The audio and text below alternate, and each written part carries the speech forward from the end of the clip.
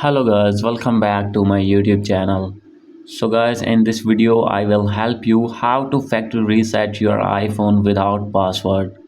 So guys, if you have forget your iPhone passcode and want to factory reset your iPhone, I'll help you how to do this. So guys, you can easily factory reset your iPhone without any passcode. So let's get started without wasting any time.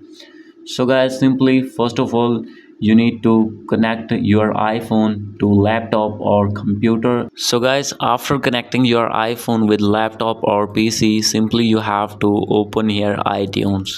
So guys, if you have not installed your iTunes, simply you have to install it first. And guys, after this, when you have connected your iPhone, you will find this type of interface on your iTunes.